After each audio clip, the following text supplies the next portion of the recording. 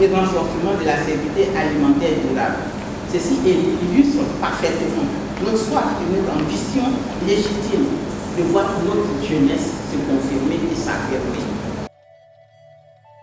Transformation agro-industrielle inclusive et innovante, autonomisation des jeunes, création d'emplois et renforcement de la sécurité alimentaire durable. Tel était le thème principal de la conférence débat de l'année 2025, organisée le 17 décembre 2025 par l'Association des fonctionnaires internationaux ivoiriens, AF2I. Cette conférence s'est tenue pour la première fois hors de la Côte d'Ivoire, à Ibadan au Nigeria, précisément à l'Institut international d'agriculture tropicale, IITA, dirigé par un haut fonctionnaire ivoirien, Dr Siméon Ewi. Malgré le fort potentiel de l'agriculture africaine, la dépendance aux aliments importés reste élevée et le chômage des jeunes reste un défi majeur. Pour y faire face, la F2I, présidée par Ursule Keita-Tapé, s'est donnée pour mission de renforcer la sécurité alimentaire et de promouvoir le rôle de la transformation agro-industrielle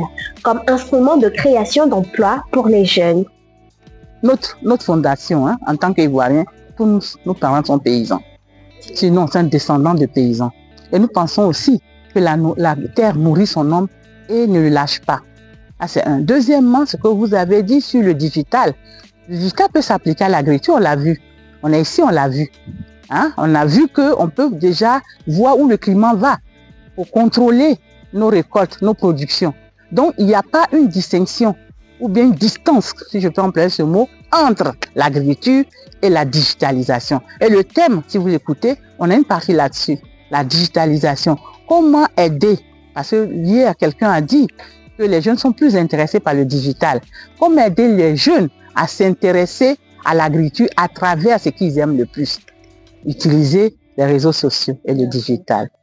La finalisation d'un protocole de partenariat entre le ministère des Affaires étrangères et l'AF2I est prévue dans le but de permettre une mobilisation plus structurée des compétences internationales ivoiriennes, leur intégration dans les projets nationaux et un appui technique solide aux réformes de l'État en vue d'un développement économique et social plus inclusif. En partenariat avec le ministère des Affaires étrangères de la Côte d'Ivoire, l'AF2I envisage des journées portes ouvertes avec la jeunesse dans le but d'aider les plus vulnérables à travers un appui technique, stratégique et financier.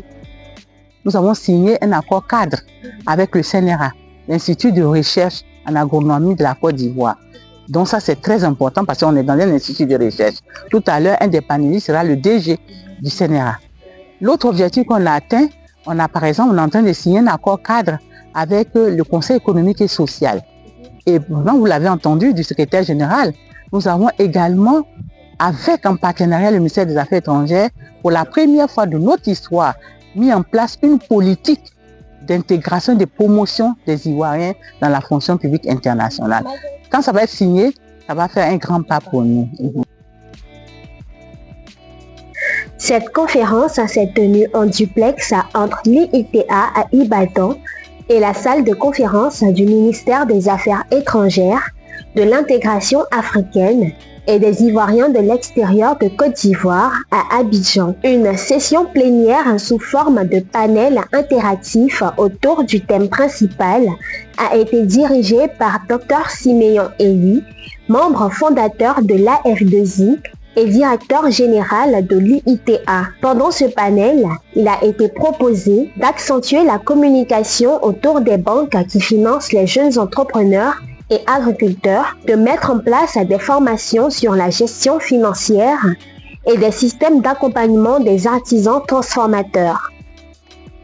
Nous avons essayé d'échanger. Ce qui est certain, c'est que il y a une envie folle de voir l'agro-industrie se développer davantage en Côte d'Ivoire, en Afrique d'ailleurs, et qui va être le maillon, l'instrument pour l'emploi des jeunes.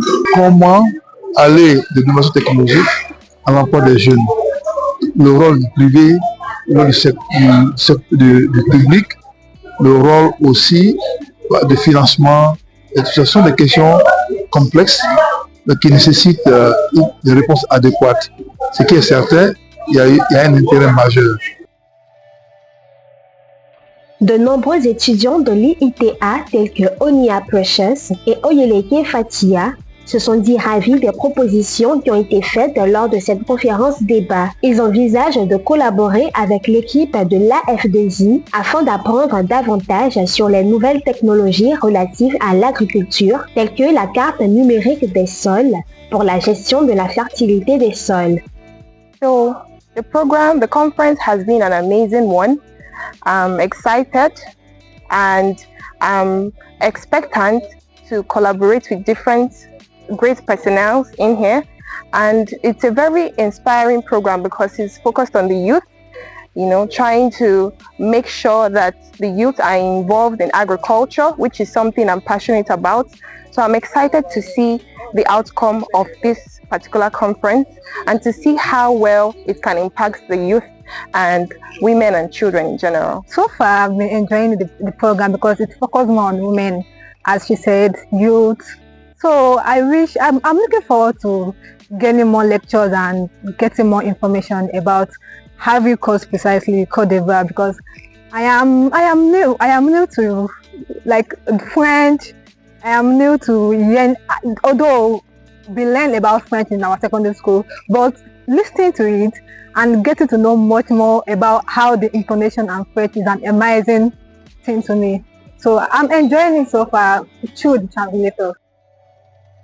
En prélude à cette conférence et dans le but de promouvoir les activités de l'association, les membres de la coordination de l'AF2I, avec à leur tête Ursule Keita Tapé, ainsi que Dr Siméon Evi et l'équipe de l'IITA, ont rendu visite à l'ancien président nigérien Olusegun Obasanjo le 16 décembre 2025 à la bibliothèque qui porte son nom, l'Olusegun Obasanjo Presidential Library. Le président Obasanjo s'est dit ravi de cette visite et de l'intérêt que portent les jeunes présents pour l'agriculture. Il a partagé avec eux ses 20 règles d'or pour les jeunes leaders. On peut retenir la règle numéro 4, être audacieux et courageux dans la prise de décision et avoir de la passion pour ce que l'on fait, et la règle numéro 20, craindre Dieu et prier.